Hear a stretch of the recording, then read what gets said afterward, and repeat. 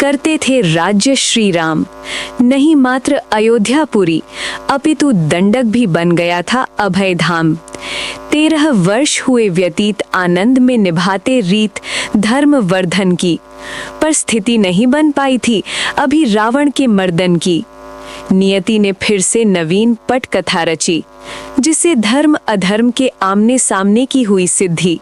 नहीं, इस मार्ग से रावण ही दंड विधान को पाएगा, अनेक और अधर्मी भी अपने कर्म का फल पाएगा।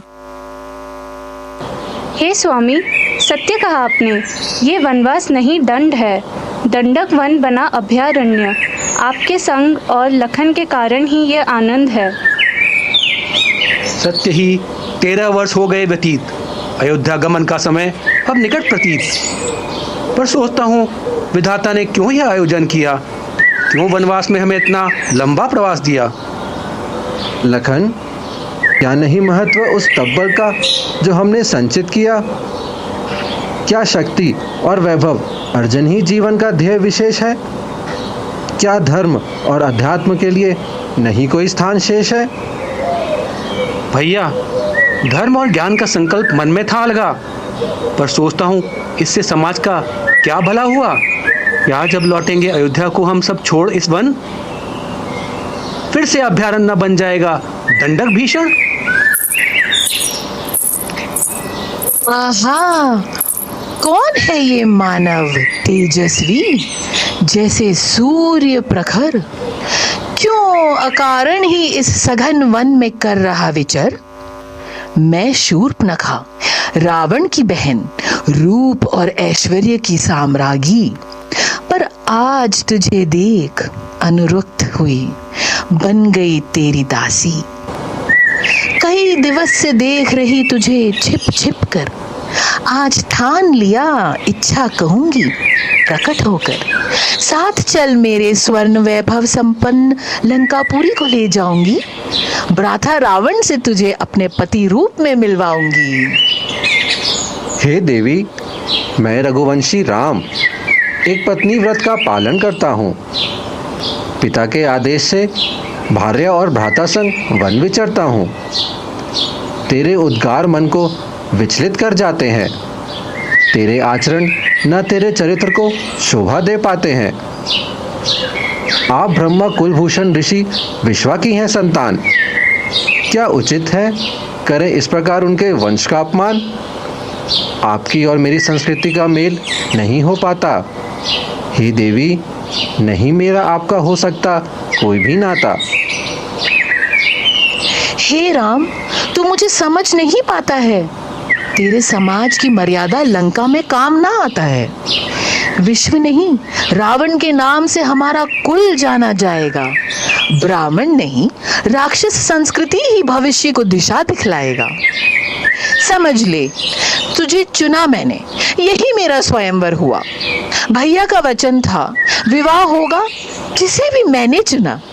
वैसे खरदूषण भी तुझे सुना सकते थे मेरा ये आदेश, पर स्वयं देने आई मैं तुझे ये विशेष संदेश। हे देवी, पुरुष को इस प्रकार नहीं प्राप्त किया जाता। न तेरे भ्राता का बल मेरे पति पर चलता। प्रस्थान कर, इससे पहले कोई अनर्थ हो जाए। तेरे इस आग्रह से तेरा कुल का ही न विनाश हो जाए। अनिष्ट, लंकापति का अनिष्ट कौन करेगा? देव, गंधर्व, किन्नर, सामना कौन करेगा? मेघनाद के नाद से इंद्र भी भय से छुप जाता है। दशानन का सामना त्रिलोक में कौन कर पाता है? यदि भ्राताओं के बल से ही तू भरमाती है तो भेज उन्हें, मृत्यु ही उनकी राह बुलाती है। ज्ञात होगा तुझे कैसे तेरे अनेक बंधुओं ने पहले ही यमपुरी को प्रस्थान किया। जो शेष रहे उन्हें भी बुला, उनको भी मार्ग दिखलाऊं जहां दंभी के लिए ईश्वर ने स्थान निश्चित किया। सत्य ही कहा तूने। भ्राताओं के बल से क्या क्या अपना परिचय बताना। अपने बल से ही सिद्ध करूंगी अपना सामर्थ्य, जिसे जग ने जाना। सामर्थ्य सिद्धि में तेरा ये रक्षक ही पहले गिरेगा, ताकि नहीं किसी को कोई संशय बचेगा। क्षत्रिय कभी नहीं करते अबला स्त्री पर प्रहार। मर्यादा यही कहती है, यही धर्म का आधार। मूर्ख, बालक, मैं ना कोई आर्य अबला नार, युद्ध कर मुझसे, दिखाऊं तुझे अपना चमत्कार। यदि शक्ति है तो कर सामना मेरा, मत छुपा तू स्त्री है कहकर ये तर्क व्यर्थ सदा।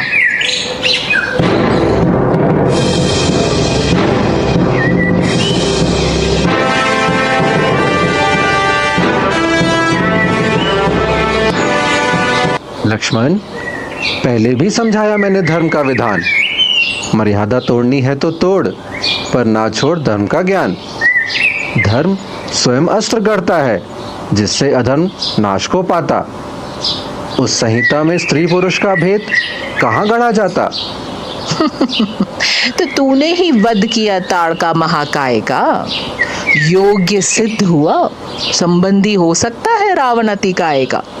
यदि एक पत्नी व्रत का पालन ही करना है तो फिर मेरे हाथों इस स्त्री को अभी ही मरना है।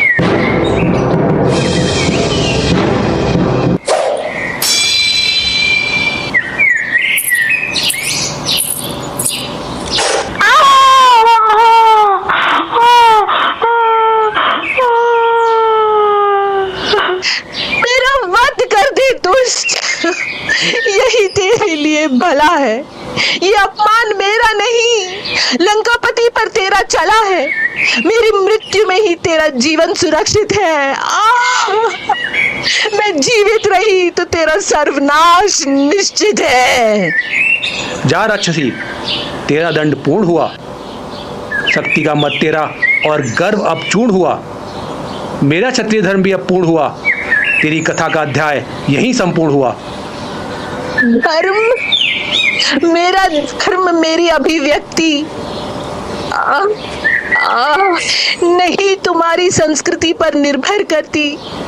मेरा था प्रणय निवेदन, प्रति उत्तर में मिला बलात् मर्दन। पर याद रखो, ये अंत नहीं, ये आरंभ है। आरंभ उस अंत का, उस संस्कृति का जिस पर तूने किया गर्भ धारण है।